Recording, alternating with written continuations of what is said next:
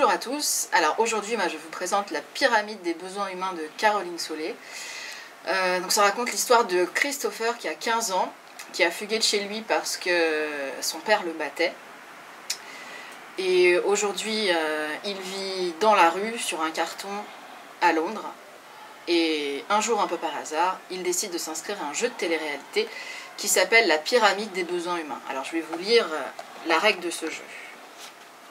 La pyramide des besoins humains est une émission de télé-réalité inspirée de la théorie de Maslow qui classe les besoins humains selon 5 catégories. Besoins physiologiques, de sécurité, d'amour, de reconnaissance et de réalisation. Le jeu se déroule du 1er octobre au 1er novembre. Les candidats disposent d'un espace en ligne pour publier des messages, des photos et des vidéos afin de se constituer un réseau. Ils doivent prouver chaque dimanche que leurs besoins du niveau en cours ont bien été satisfaits en rédigeant un texte de 500 caractères maximum. Le nombre de votes obtenus sur ce texte permet à un candidat d'accéder ou non au niveau supérieur.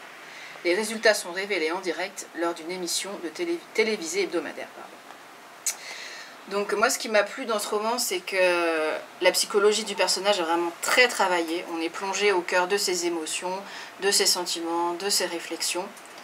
Il y a de nombreux passages qui sont très émouvants parce que la vie dans la rue elle est décrite sans concession, avec la violence, le froid, la drogue, tout ce qui peut être horrible dans la rue. Et enfin c'est un livre qui est très intéressant parce qu'il porte un regard critique sur la télé-réalité. Christopher, il se retrouve très rapidement le héros du jeu.